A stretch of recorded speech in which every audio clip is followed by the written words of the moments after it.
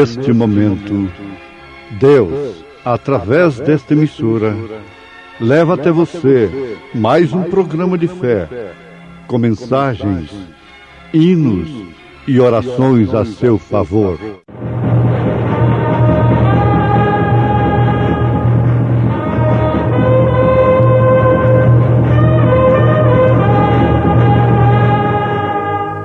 Fé para vencer.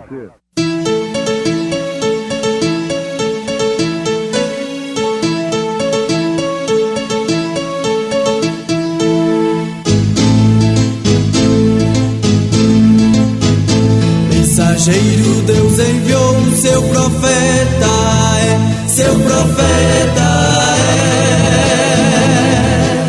Este som de alarido retumbando está, E as águias de Deus, já voando estão. William Branham foi seu nome e Deus foi com ele, e a coluna de fogo sempre lhe seguiu. A palavra ele pregou, com fidelidade. Vigiai, pois, porque não sabeis a que hora há de vir o vosso Senhor. Mas considerai isto: se o pai de família soubesse a que vigília da noite havia de vir o ladrão, vigiaria e não deixaria minar a sua casa. Por isso, estai vós apercebidos também, porque o Filho do Homem há de vir a hora em que não penseis.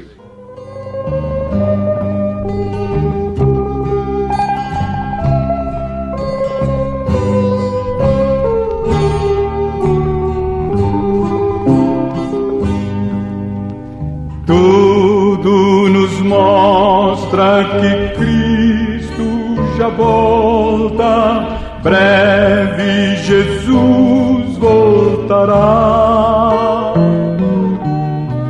Já deste mundo o mar se revolta, breve Jesus voltará. Breve virá, breve Jesus voltará.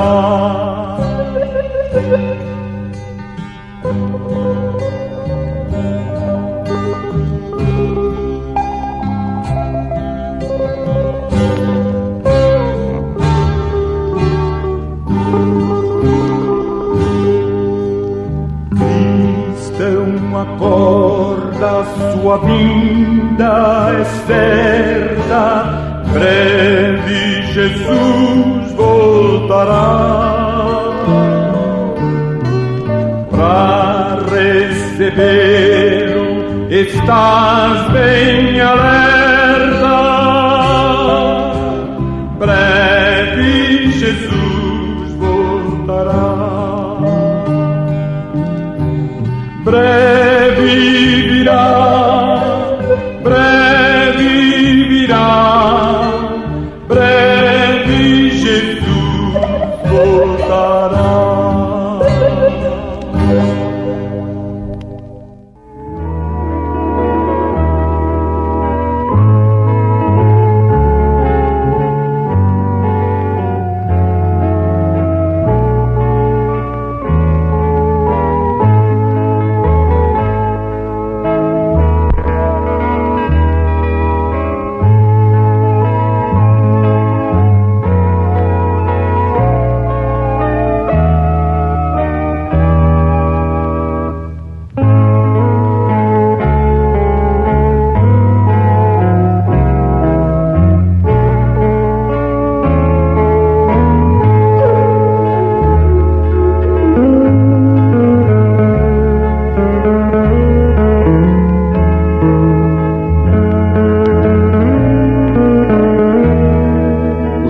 Deus não faz coisa alguma sem antes avisar aos seus servos, aos profetas, diz o profeta Amós.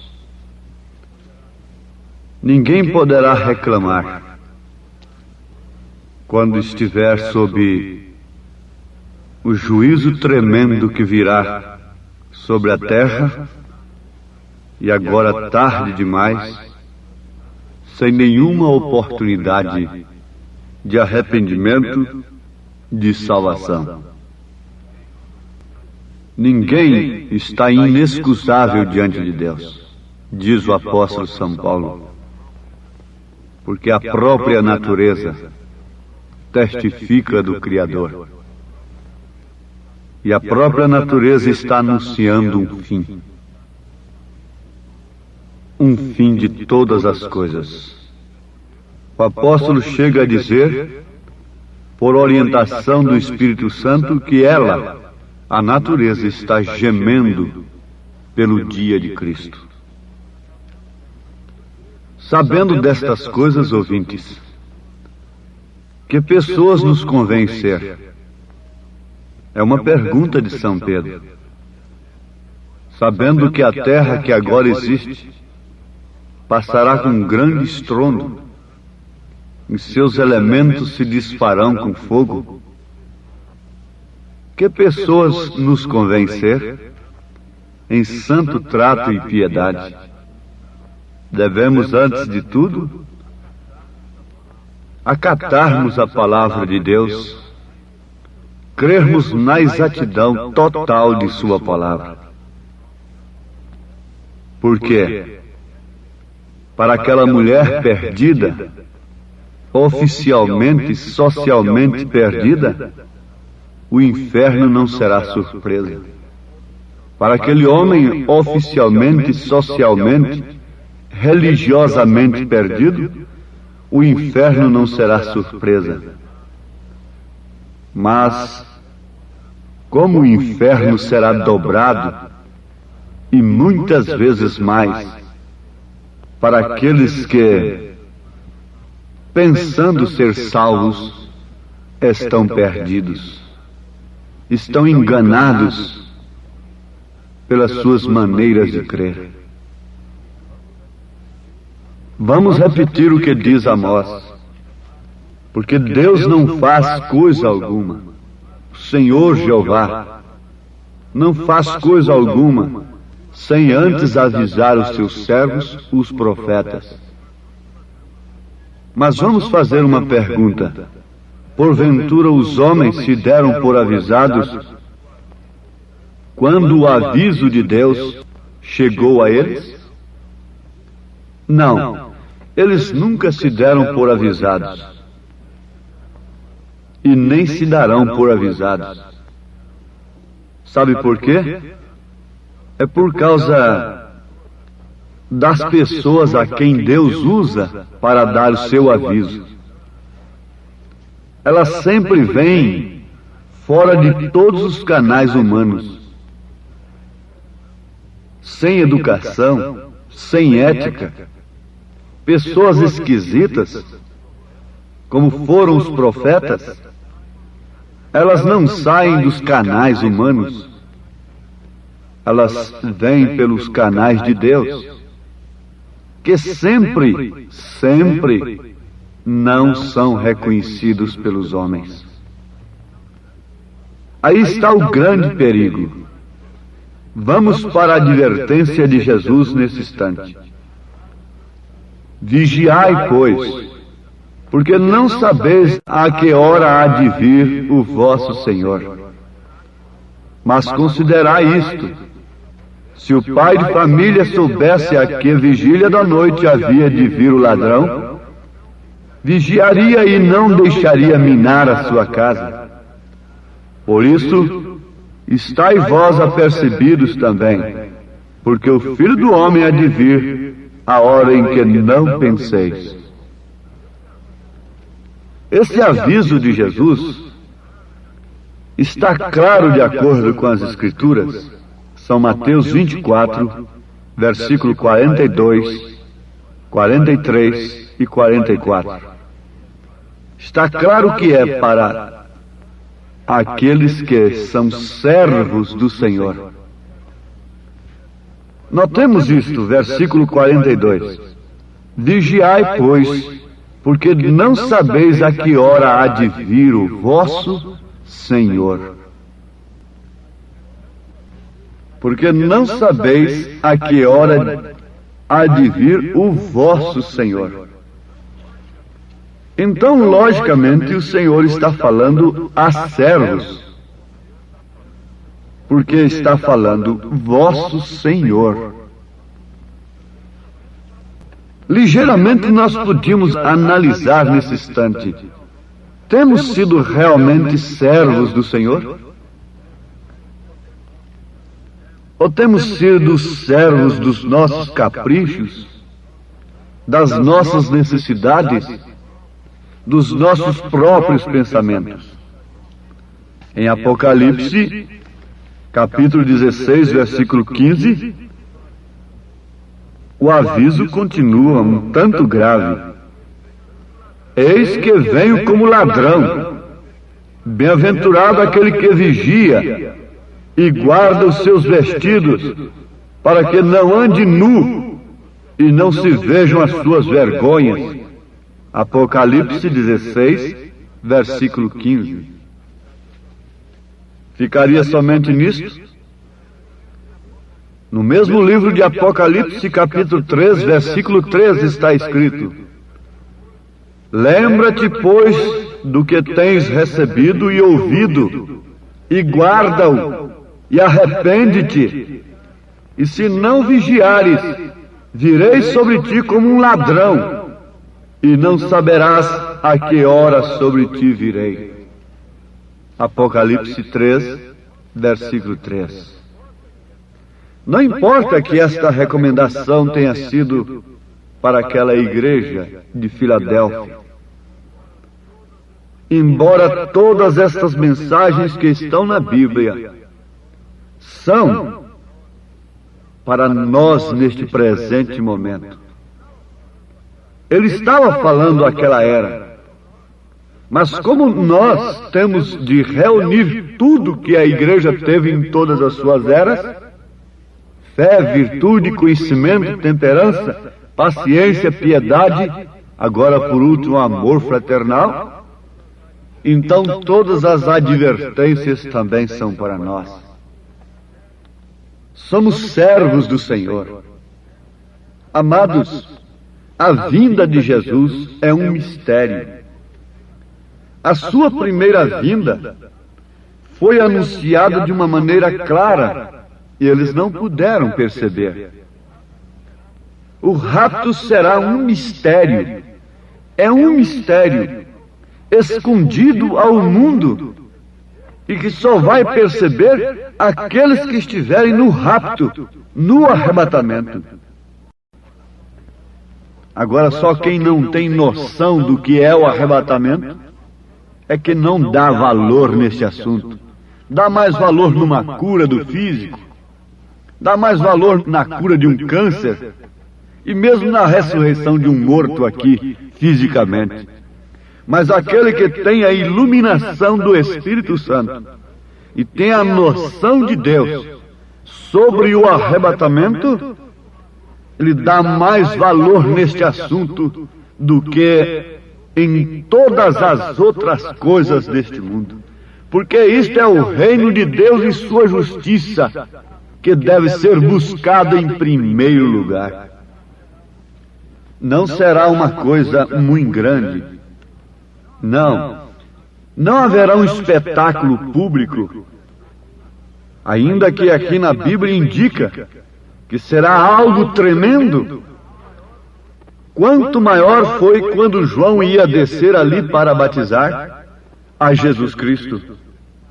Foi grande aquilo. Aquilo era tremendo. Vários profetas, desde Isaías para cá, Malaquias e os demais, falaram de sua vinda.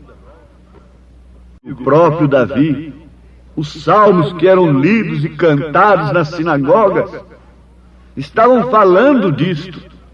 Estavam falando de sua vinda. E quando veio, foi uma pessoa ali só, sozinho, sem educação. Como João Batista foi, aquele precursor. Sem educação, muito barbudo e vestido com um couro de cabra. Não teve nada de escola até onde sabemos. Saiu do deserto e não lhe deram nem entrada ao púlpito. Ficou ali sobre o barranco do Rio Jordão e chamou as pessoas para que se arrependessem. Pode você imaginar tal coisa? Você seria uma daquelas pessoas que atenderam o chamado de João? Um homem ali no barranco de um rio, vestido de couro, barbudo, sem educação, sem nenhum currículo humano, religioso, escolar? Você atenderia a indicação de João Batista? Analise isto de uma maneira real, autêntica. A Bíblia diz que tudo seria tão grande nesse dia. Todo vale seria levantado, e todo monte outeiro ficaria plano, e o áspero seria aplanado. Posso imaginar como foi.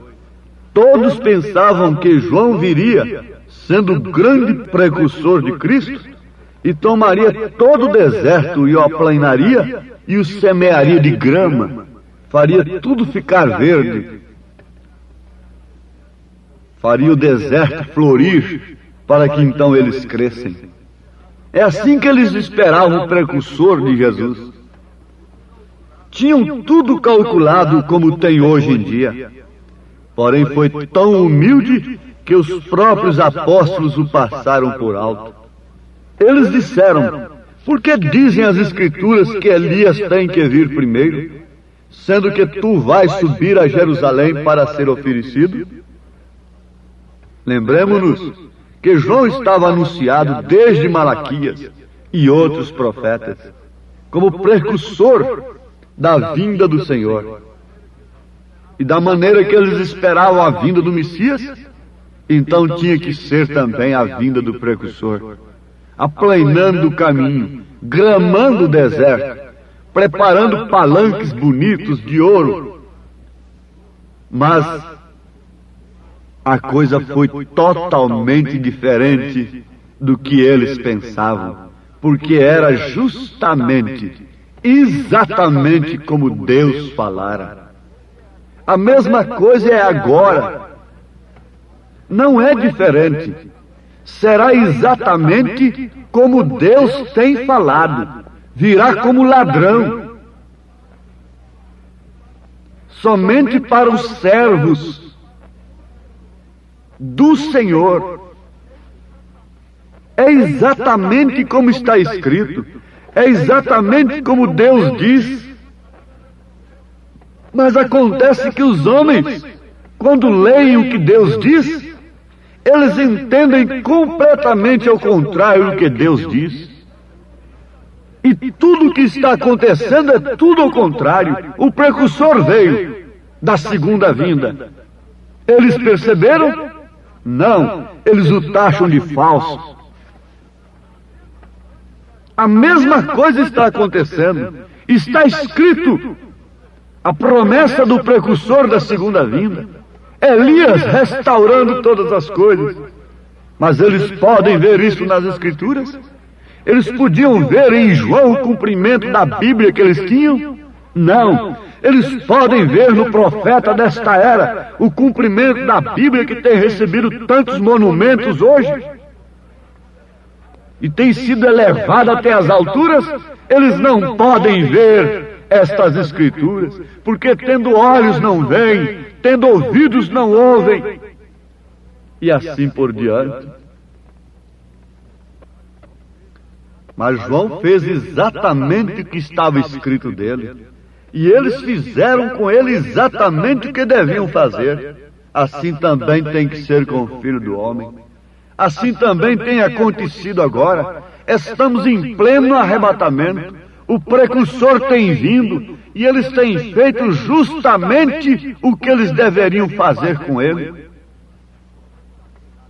Têm o taxado de falso. Não podem reconhecer a coluna de fogo sobre sua cabeça. Eles logo dirão que aquilo é um foco de lanterna, ainda que provado pela polícia, pela ciência, ser uma foto sobrenatural, a coluna de fogo sobre a cabeça do profeta. A mesma coluna de fogo do deserto, do caminho de Damasco. Mas eles continuarão lutando contra Deus, tentando usar a sua própria palavra, tentando usar a própria palavra de Deus contra Deus. Mas me mostrem onde falhou o profeta desta era, como precursor da segunda vinda. Oh, tropeço tem demais. Tropeço tinham demais em João. Começando pelo seu nome que não estava nas Escrituras. Começando pelos canais que ele tinha vindo, completamente fora da tradição.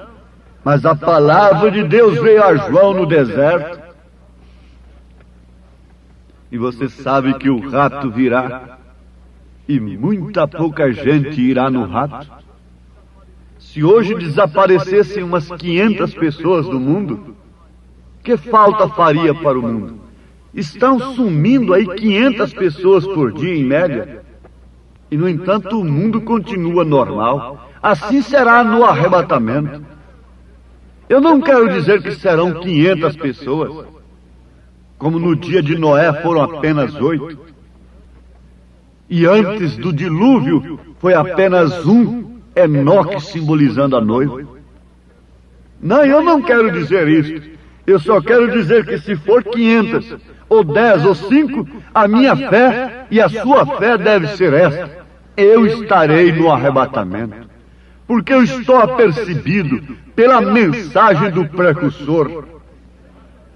Ele tem me alertado, ele tem aberto os meus olhos, ele tem me sacudido, é um alarido. Eu estava dormindo entre os mortos, e o alarido veio: desperta tu que dormes, levanta-te dentre os mortos, e Cristo te esclarecerá. Oh, fomos despertados, e esta mensagem está agora lhe despertando. O rato está às portas. Notem o seguinte: se foi um segredo quando ele veio a primeira vez, não sendo anunciado como segredo, então quanto mais será um segredo o rapto? Se a primeira vez não foi anunciado como segredo, foi anunciado pelos profetas, foi anunciado pelos anjos, tudo, e ele próprio aqui na terra, mostrando com suas obras que ele era o Messias, e continuou sendo um segredo para aqueles homens, quanto mais o arrebatamento. Ó Deus, graças te damos porque o Senhor tem nos avisado, e nós temos recebido o aviso. Continue falando, ó Pai Santo, aos nossos corações, em nome de Jesus Cristo, despertando o teu povo para esta hora tão gloriosa do arrebatamento, em nome de Jesus. Amém, Senhor. Amém.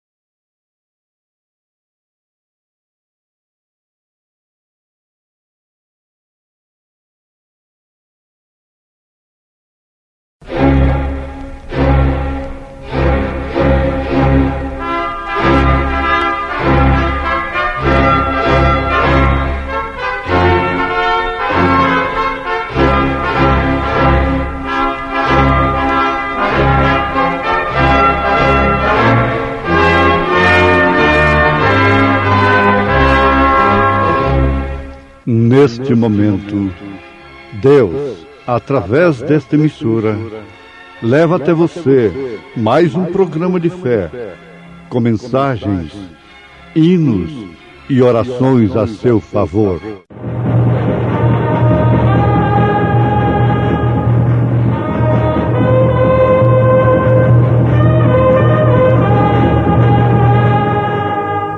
Fé para vencer. Somente crer, somente crer, tudo é possível, somente crer. Destruindo os conselhos e toda altivez que se levanta contra o conhecimento de Deus, levando cativo todo o entendimento à obediência de Cristo.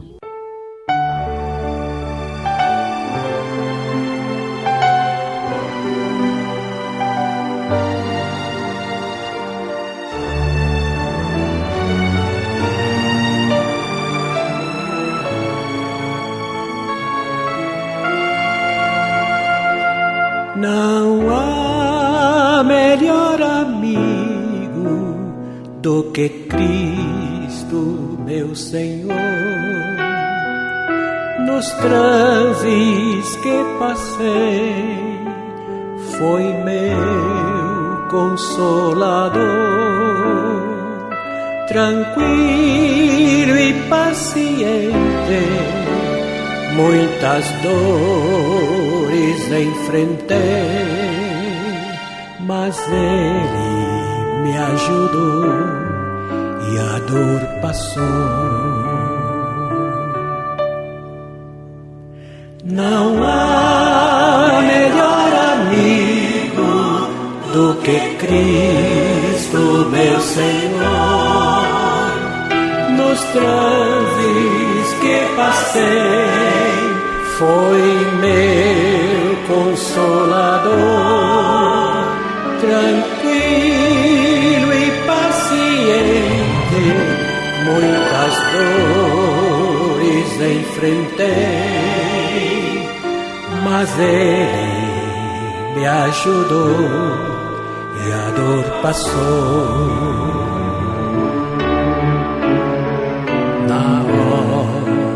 Do sofrer é que a gente vê o amigo, e no meu padecer Jesus caminhou comigo.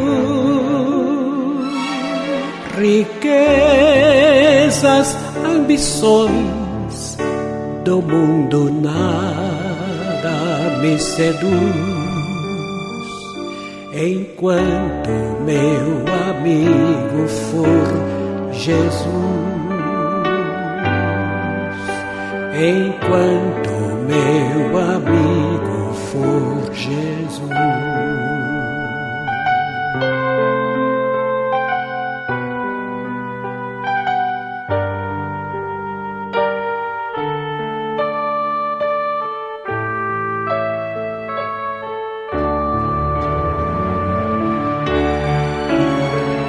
Na hora do sofrer é que a gente vê o amigo, e no meu padecer Jesus caminhou comigo. Riquezas, ambições do mundo nada me seduz, enquanto meu amigo for Jesus. Enquanto meu amigo for Jesus.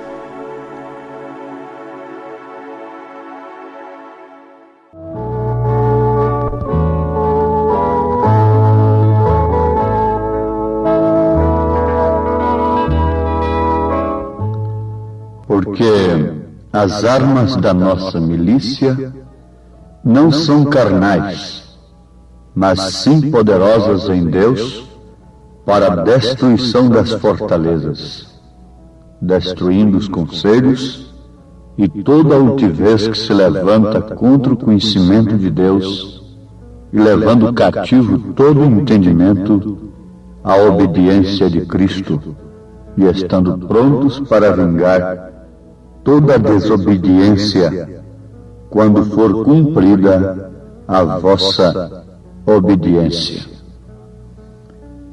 Amados ouvintes, o que estamos citando está escrito na segunda carta aos Coríntios, capítulo 10, a partir do verso 4 até o verso 6. Ele está falando de armas. Ele disse, porque as armas da nossa milícia não são carnais. Se alguém perguntasse que armas são essas,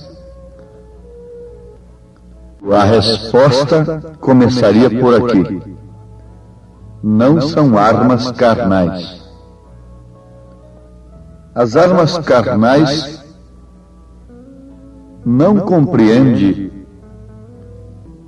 nós não podemos compreender que as armas carnais sejam somente as bombas, os mísseis, as granadas, tais coisas, como armamento bélico. Não. As armas carnais compreendem, antes de tudo, o eu, o ego, a razão, os sentimentos, o afeto, a memória, a visão, a audição, o paladar, o tato, o olfato, estes sentidos do espírito e do corpo são armas carnais. São armas pelas quais os homens tomam as armas bélicas, trabalham pelos mísseis e demais armas bélicas. A razão, o sentimento e etc., tem levado as pessoas a se armarem de uma maneira material, porque essas são armas carnais. É certo que, através desses sentidos, nós nos defendemos, nós nos alimentamos, nós enxergamos, nós ouvimos, e por isso nos armamos, carnalmente falando. E uma vez armados, carnalmente falando, nos armamos materialmente falando. Agora o apóstolo São Paulo está falando a pessoas, a igreja, de uma experiência especial do corpo de Cristo, que não se arma para a milícia, para a luta, com armas carnais, porque a razão tem se tornado uma inimiga capital da fé. Enquanto a razão pede prova, a razão quer, como a lógica, pegar, sentir, ver, cheirar, ouvir, etc., a fé age completamente o contrário. A fé chama as coisas que não são como se já fossem. A fé se torna em um firme fundamento das coisas que se esperam e a prova das coisas que não se veem. E somente alimentados por uma inspiração divina, a nossa alma, que é a natureza do Espírito, pode nos levar a trabalharmos e vivermos como quem não vai ficar aqui, mas que tem uma morada celestial. E por isso se arma não com a armadura carnal, mas sim com as armaduras celestiais. O mesmo apóstolo, na sua carta aos Efésios, capítulo 6, a partir do verso 10, ele diz: no demais, irmãos meus, fortalecei-vos no Senhor e na força do seu poder. Revesti-vos de toda a armadura de Deus, para que possais estar firmes contra as astutas ciladas do diabo. Porque não temos que lutar contra a carne e o sangue, mas sim contra os principados, contra as potestades, contra os príncipes das trevas deste século, contra as hostes espirituais da maldade nos lugares celestiais. Portanto, tomai toda a armadura de Deus, para que possais resistir no dia mau, e havendo feito tudo, ficar firmes. Estai, pois, firmes, tendo cingido os vossos lombos com a verdade, e vestida a couraça da justiça, e calçados os pés na preparação do Evangelho da paz, tomando sobretudo o escudo da fé, com o qual podereis apagar todos os dardos inflamados do maligno.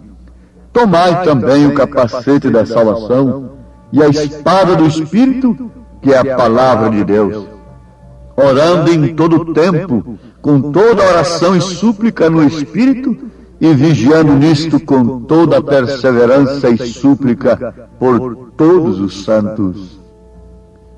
Ouvintes, aí está. Paulo, naturalmente conhecendo a armadura de um soldado romano, tomou aqueles instrumentos de guerra, tomou aquelas armaduras materiais, como um tipo apenas, para as armaduras espirituais. Ele falou sobre a couraça da justiça. Ele falou sobre os calçados na preparação do Evangelho da paz. Ele falou no escudo da fé. Ele falou do capacete da salvação. Ele falou da espada. No caso, a espada do cristão é a palavra de Deus. Porquanto a palavra de Deus é, sem dúvida alguma, a espada que o Espírito usa. Então nós temos encontrado pessoas cansadas e desanimadas à margem do caminho. Se desanimaram, enfraqueceram e deram por entregue, dizendo que não conseguem prosseguir. Por quê? As astutas ciladas do diabo, as potestades do ar, todas estas coisas do inimigo não devem ser combatidas com armas carnais, porque isso provoca apenas contendas e demais coisas. Elas vêm nos lugares celestiais e ninguém deve se escandalizar com isso. Absolutamente não. Foi na reunião dos santos que Satanás estava para apontar o caso de Jó a Deus. E Paulo disse que nós tínhamos que lutar não contra a carne nem contra o sangue, mas sim contra as astutas ciladas do diabo nos lugares celestiais.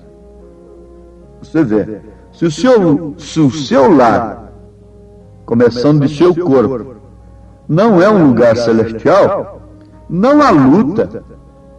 Não há luta contra as astutas ciladas do diabo. Tudo que o mundo cria, tudo quanto é invenção, tudo quanto é moda, não pede licença para entrar naquele lar. Mas, quando ele bate num lar, que é um lugar celestial, num corpo que é um lugar celestial, então há luta. E esse soldado, esta mulher, este homem, esta moça, essa criança, esse moço, esse crente, sabe perfeitamente que as armas carnais não são próprias para essa milícia. Não resultam em vitória, mas antes fracasso, desânimo. Sim, isto é verdade.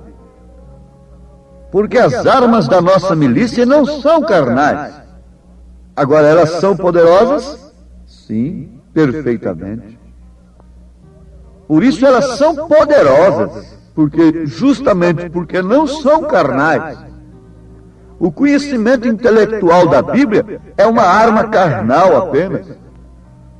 É por isso que esse conhecimento intelectual da Bíblia não forja, isto é, não gera verdadeiros cristãos. Não. Você pode pregar a mesma coisa que um homem ungido de Deus prega, citar a mesma escritura, mas aquilo não vai gerar um crente da qualidade que aquele outro que é ungido pelo Espírito Santo para pregar sua palavra gera. Porque é uma arma usada simplesmente no sentido carnal, intelectual. E isso não é poderoso, é letra apenas. Mas Paulo disse, porque as armas da nossa milícia não são carnais, mas sim poderosas em Deus, para a destruição das fortalezas, destruindo os conselhos. Fortalezas? Satanás tem levantado fortalezas para destruir os filhos de Deus. Mas o que foram os muros da grande Jericó para Israel, para Josué? Nada. O que valeu os muros e toda a guarnição de Jericó para o povo que estava lá dentro? Nada. Mas eu pergunto, qual israelita que podia entrar na casa de Raabe e matá-la? Nenhum deles. Nenhum deles. Qual foi a arma de Raabe, a meretriz? Foi a obediência, crendo apenas num cordão vermelho que aponta para o sangue de Jesus Cristo.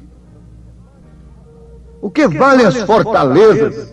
O que valem as grandes denominações? Não valem nada, como os muros de Jericó. Não foram nada para Josué.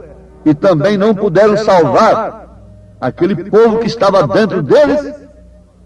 Assim também são as denominações. O aguilhão da morte foi quebrado. Essas fortalezas estão caídas. Porque as armas da milícia dos filhos de Deus não são carnais. E a mensagem final entrou e tira lá de dentro a Raabe eleita. Isso me faz alegrar o coração. E essas armas destroem os conselhos. Porque o justo não anda segundo o conselho dos ímpios. Uma mulher cristã não anda segundo esta moda. Moda é conselho como se deve vestir. Um homem cristão não anda segundo os conselhos dos ímpios.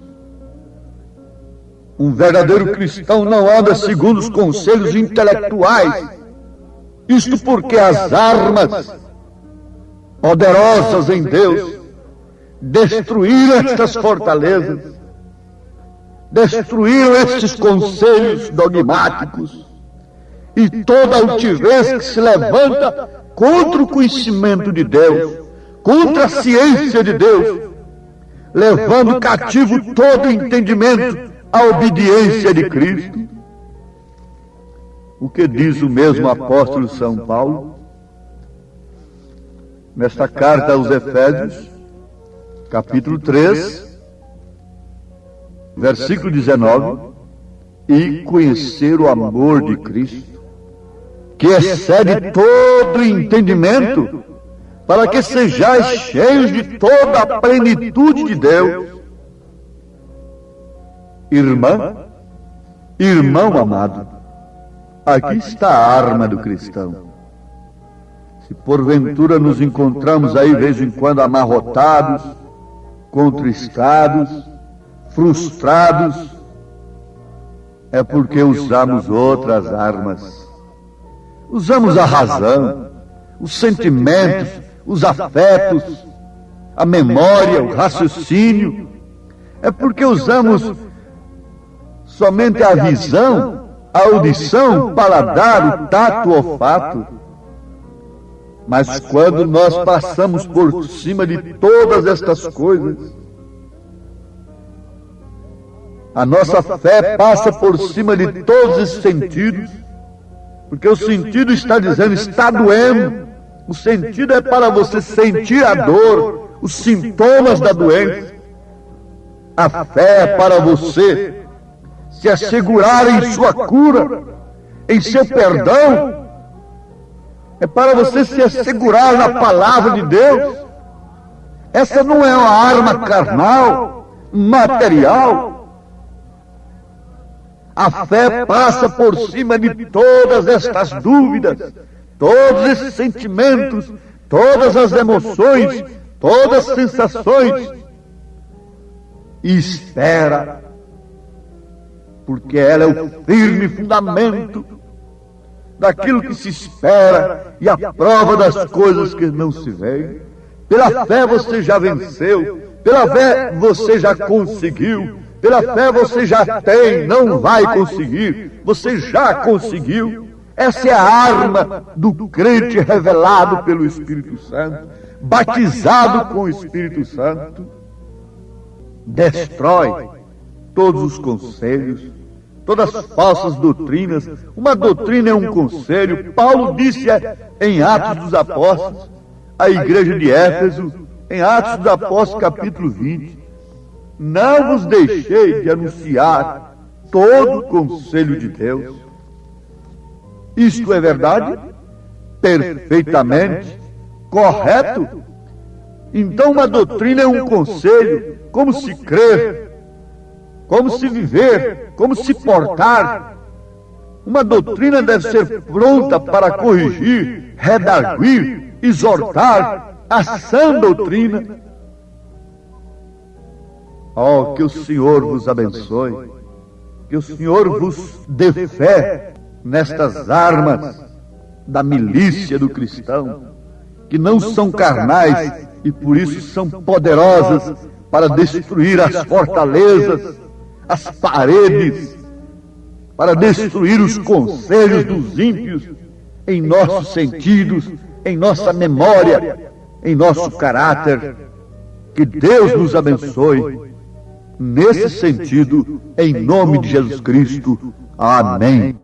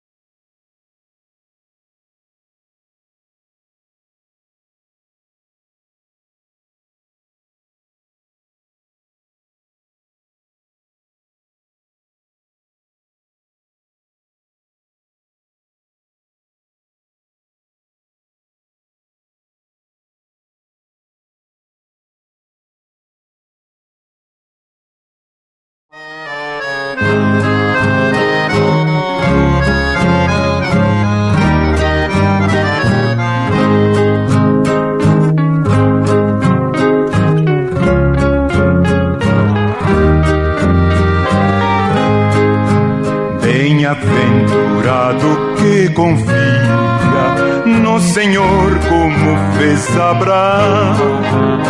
Ele creu ainda que não via, e assim a fé não foi em vão. É feliz quem segue fielmente nos caminhos santos do Senhor. Na tribulação é paciente, esperando no seu Salvador.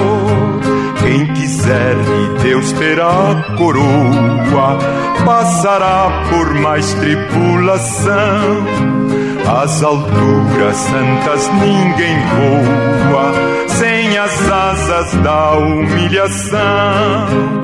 O Senhor tem dado aos seus queridos parte do seu glorioso ser.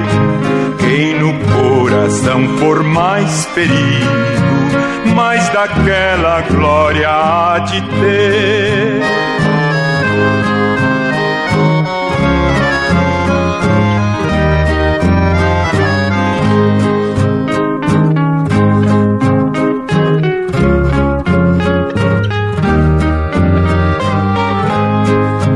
Quando aqui as flores já fenecem, as do céu começam a brilhar.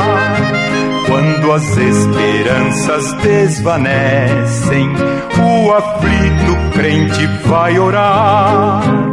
Os mais belos hinos e poesias foram escritos em tribulação.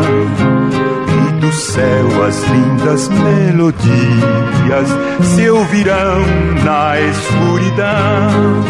Sim, confia tu inteiramente na imensa graça do Senhor.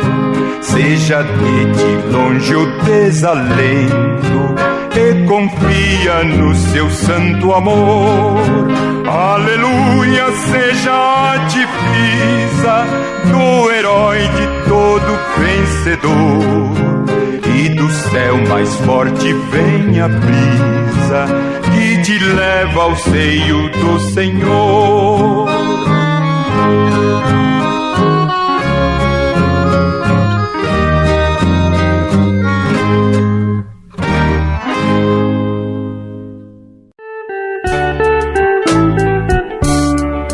Pela fé conhecemos a Cristo, que um dia morreu na cruz. Pela fé somos nós convertidos, pela fé nós vivemos na luz. Pela fé nós vivemos na graça, já não somos escravos da lei. Pela fé que nos foi revelada, viveremos com Cristo Rei. Pela fé nós estamos unidos, concentrados num só ideal. Pela fé somos nós redimidos, já saímos do vilo da sal. Pela fé a vitória é certa, quando Cristo vier nos buscar. Pela fé o porvir nos espera, a coroa Jesus nos dará.